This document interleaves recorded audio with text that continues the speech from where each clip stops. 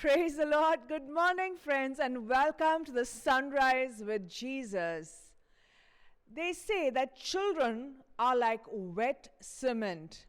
Whatever falls on them leaves an impression forever.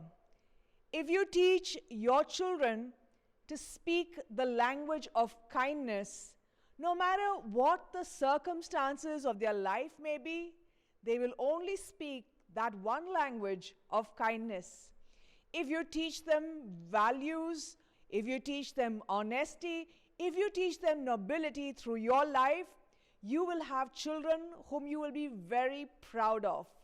Now, this is a finding of a famous psychotherapist called Dr. Haim Ginott. He was a teacher and a psychotherapist. And his teaching, his finding is rather true that every one of us, we are transmitters. Do you know what a transmitter is? Now, for instance, what I speak, what has been conveyed through my voice box, is carried over through this microphone into the camera, from the camera into another digital device, and then from one device into another until it reaches you. So this is exactly what you and I are. We transmit whatever we have received. When we receive kindness, when we learn hospitality in our homes, in our early experiences, even in our day-to-day life experiences, we learn and we pass it on. What I have in my hand is what I pass on. Sadly, the reverse is also true. When I receive negative experiences, I can start becoming a transmitter of negativity. If you look at any person who was a rather negative figure, a dictator, a drug addict, a murderer, anyone who has left a trail of evil, when you investigate their life, you will see that they were at one time or through a series of experiences exposed to evil. So what they received is what they passed on. So very often when we look at the human history, we could perhaps see that we are practically prisoners of our past. We are chained and cursed to the patterns of the past. And here is where you and I have a great news in the Bible. The Word of God tells us that Christ has set us free from the curse. In Galatians chapter 3, verse 13, we read this great revelation, this great hope of freedom that tells us you and I are not prisoners of the past. We are not prisoners of our negative experiences. Of course, I can always choose to say, I am angry because I had this experience, or I am a bitter person because I've had that kind of bitter experiences. We could explain our negative behavior patterns based on what we have received. But today, you and I have an option for freedom, that Christ has ransomed us from the curse. He has ransomed us from the curse by becoming a curse through his death on the cross. What does this mean? It means when you and I look at what Jesus has done for us, we will experience a freedom from our past. Friends, you and I must know what Jesus did on Calvary. His death and his resurrection is not merely a historic event. It is not just to tell us an idea that God loves us, and to that extent. It is not merely to tell us that we have a way to get to heaven because Christ has defeated death. But very importantly, just like love is not just an idea, but love has an impact in our daily life, the love of Christ, which is far more powerful than all the negative experiences we could have received in a lifetime or over generations, the love of Christ cancels all that negativity, whereby now I no longer transmit the negativity I received from my parents or from my environment, but I become a person who is so influenced, so touched by the loving kindness of Jesus that I convey this. And this is what Constantly the Bible tells us in 2 Corinthians 5:17, the Word of God says, if anyone is in Christ, he becomes a new creation. The old is past and the new has come. What does this mean? When I place myself at Calvary and I see this tremendous love that Jesus has for me, I begin to live a life of responding to that love. I'm no longer set as a prisoner to the patterns of the past, but now I am caught up in a pattern of Christ's kindness. And here is where we have one more promise in the Word of God. Romans 8:28, where it says, all things work for the good for those who love God.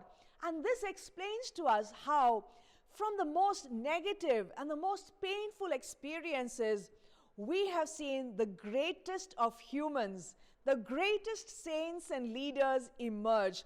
Look at Mother Teresa. Look at Pope John Paul II. Look at the patron saint of today, Saint Martin de Porres. They were people who went through the bitterest of experiences, but because they encountered Jesus Christ, they did not become bitter, but they became sensitive to others. They understood the pain of others, and they became, to the greatest extent, compassionate and wounded healers, just like Jesus. Friends, this is an invitation to you and me, that we break the chains of the past. Perhaps someone today will shout at you, and you can tend to shout back. Maybe there are people who are jealous of you, who will hate you, who will criticize everything you do. And you can just be tempted to reply them in the language that they are speaking. But friends, Christ, through the cross, is teaching us a new language. A language of life, a language of love, a language of kindness, a language of healing. And that is why we need to wait before Jesus. When we learn the language our Lord taught us, the only language that we will be able to respond to in any circumstance of our life will be the language of life, of love, of kindness. Friends, as you listen to this message and we look at the saint of this day and we conclude this service with the Eucharistic adoration, today, may the language of Christ's love, that language that set us free on Calvary, that language that gave us a power of the Holy Spirit through the resurrection, may that language be engraved in our minds, in our hearts, and be translated and transmitted throughout this day, in every thought we think, in every word we speak, and in every moment of this day, that we can spread the sunrise of Jesus.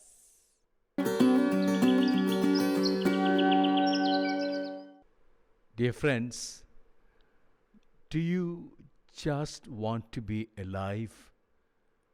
Or do you really want to live? A question a young boy heard. He enthusiastically responded, I want really to live. And the voice again, I am the life. I am the truth. I am the way. The boy recognized the divine presence and knelt down and cried aloud, Lord, I want to live for you. This boy is Martin de Porres, the saint of the day. Martin had all the reasons and all the circumstances to grow up as a very bitter young man and turn out to be a rebel or a terrorist.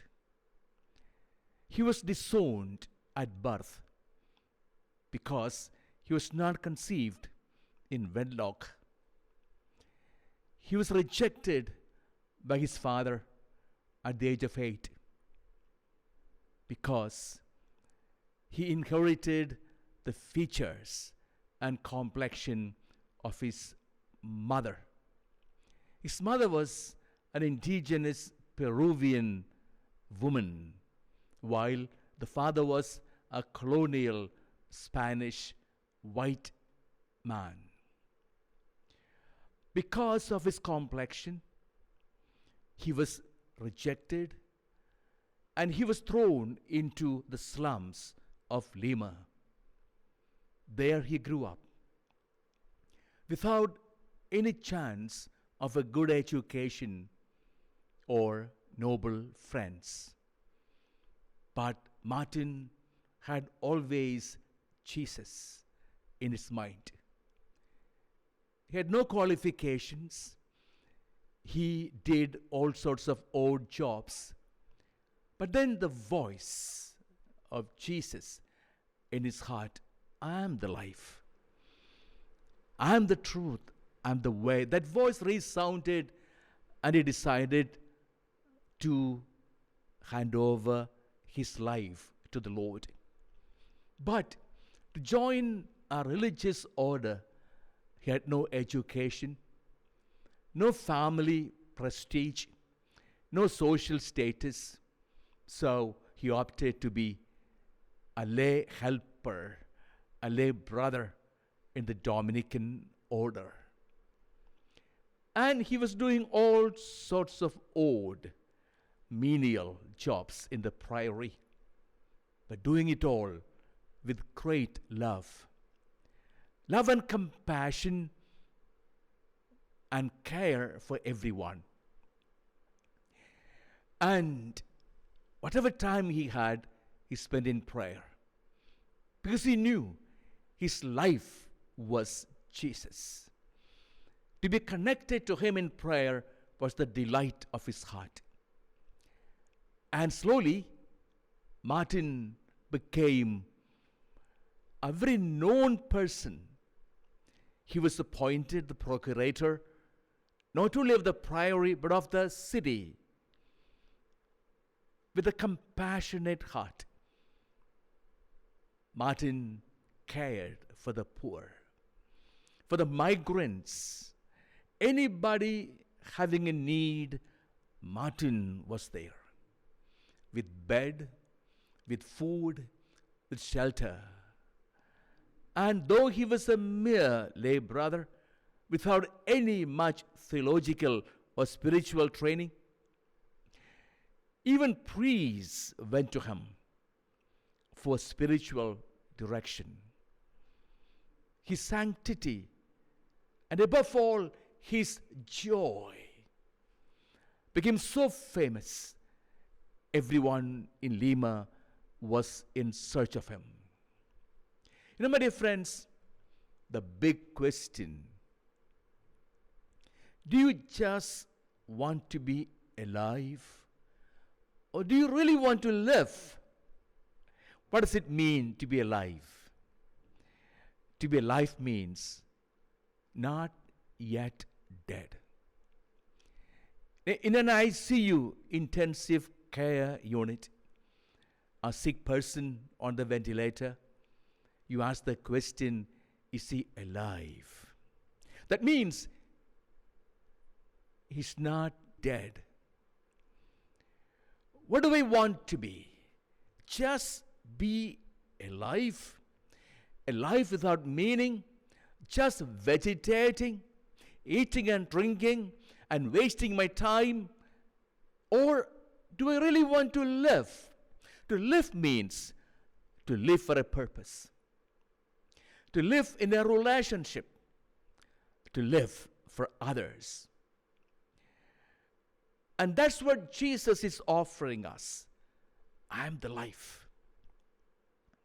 You abide in me and I will abide in you. And you will bear fruit. Here is the option for us. Just to vegetate and waste our life, or to live for the Lord. When I surrender my life in the hands of the Lord, and I make a decision to live in a relationship with Him, united with Him, He will guide me to pastures green and waters fresh. And I will thrive, and I will make my life a beautiful experience, not only for me, but for everyone around me. A blessing. Often people choose to complain about the past, for not having what they wanted to have, to blame others for not loving, not caring as one wants to be cared for, wants to be loved. Such complaints and such blaming character will lead us to a wasting of our life. It's not the past, it's not the circumstances that make our life blessed, but my relationship. My relationship to my Jesus. What St. Paul said, for me to live is Christ, to die is a gain. If I have a reason to live, I have a reason to die as well. We are in the month of November. We revere the memory of our dear dead ones. Death should never frighten us. Rather, I must be looking forward to that moment when the Lord will come and take me to Himself. I will be with Him forever. But then, for this, I should have a reason to live. Jesus becomes the reason. Jesus becomes the style of my living. Jesus becomes the aim of my living. And that's when I'm really living in the delight of the presence of the Lord. And that's what the kingdom of God is, to live for the Lord.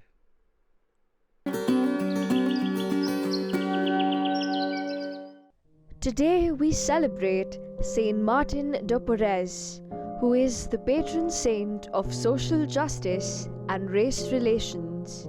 At his canonization in 1962, Pope John XXIII reaffirmed that he should indeed be called Martin of Charity. Martin de Porres was born in Lima, Peru, to parents of mixed race. His father, a Spanish colonialist, rejected him because of his color. Raised primarily by his mother, a freed slave, Martin experienced the effects of racism and poverty early in his life. He became the apprentice of a barber, learning not only how to cut hair, but to perform basic medical treatments. Feeling called to give his life to God in service of the lowly, Martin entered the Dominicans, who accepted him as a lay helper and later as a brother. He spent his days caring for those who were sick and poor, as well as performing menial tasks within the monastery. His nights were spent in prayer, penance, and adoration. His closeness to God was manifested through the many spiritual gifts he possessed, but above all else, through his compassion and kindness. Martin treated everyone with respect and dignity, regardless of their race or social status. He was instrumental in founding an orphanage to care for Lima's many street children. He was known to all of Lima for his saintly kindness. Saint Martin experienced the exclusion, derision, and discrimination of racism. Instead of growing bitter, he used his experience to reach out and comfort others. Martin's unwavering love of God and devotion to the Passion sustained him in his charitable works. Saint Martin would boldly point out, "Compassion, my dear brother, is preferable to cleanliness." Reflect that with a little soap, I can easily clean my bed covers. But even with a torrent of tears, I would never wash from my soul the stain that my harshness toward the unfortunate would create.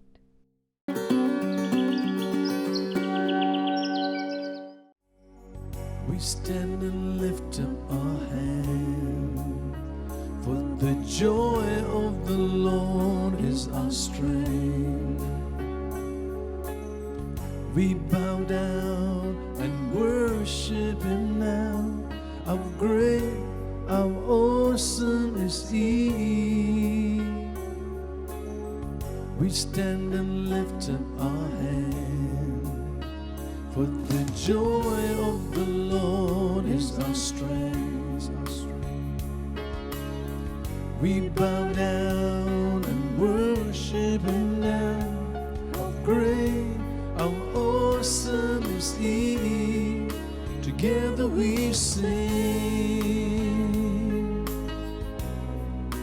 Everyone sing. Holy is the Lord God Almighty. The earth is filled with His glory. Holy is the Lord God Almighty. The earth is filled with His glory. The earth is filled with His glory. We praise you, Lord. Hallelujah, hallelujah, hallelujah, hallelujah. And Jesus, into your hands we come, Lord. You are the joy. You are the fountain of God within us that brings so much of joy. And Lord, you pulled us out of darkness to stand in your light today. As we are in the presence of the Eucharistic Lord, we witness the wonderful majesty of our God, a condescension that is stupendous. We see sublime humility.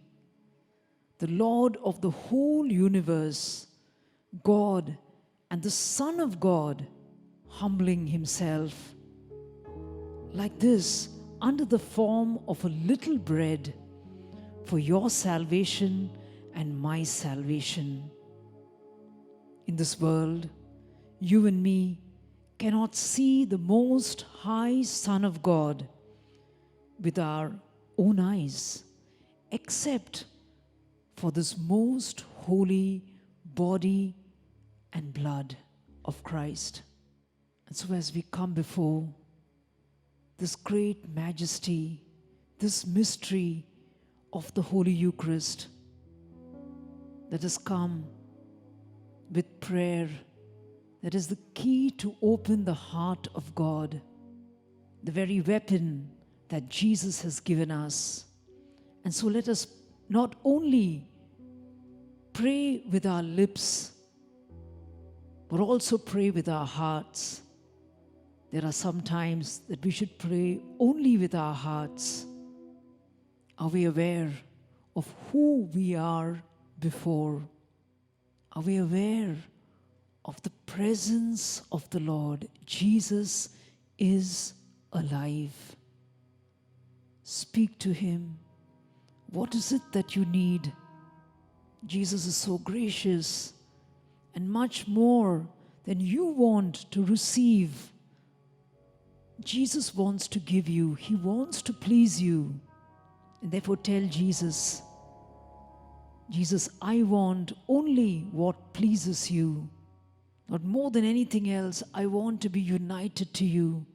For if I have you, I have everything. If I have you, Jesus, I lack nothing in my life. Lord, often I'm so distracted, I'm heavy hearted, I'm burdened, I'm sad because I seek other things.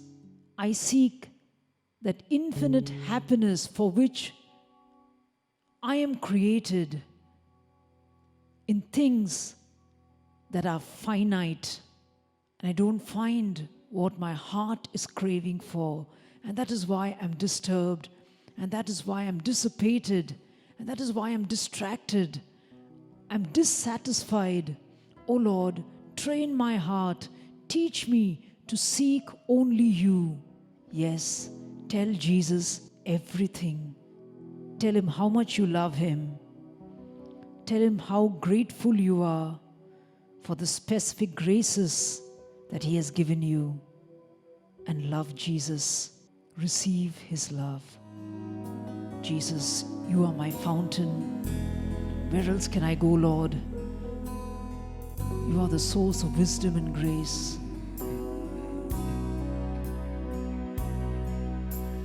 I will never forget the moments I met you, the moments you called my name. Pull me out of the darkness, give me a promise to never thirst again. Yes, Lord. All that I ever wanted, my heart has found in you. I have tasted life, nothing satisfied like you do. The foam that won't run dry, nothing satisfies like you do. I want all that you offer, your living water, drink from the endless well. I will sit at your table, forever grateful, forever where you dwell. I will the mountain, my heart has found in you.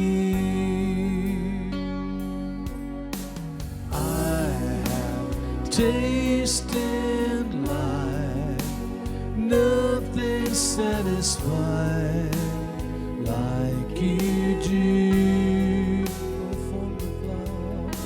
The foam that won't run dry, nothing satisfied like you do.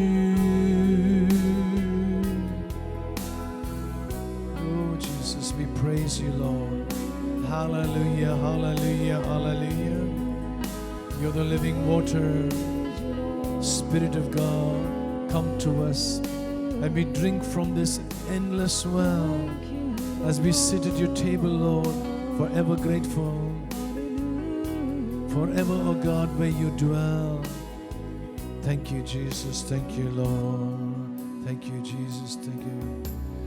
I want all that you offer, your living water, drink from the endless well. I will sit at your table, forever grateful, forever where you dwell. O sacrament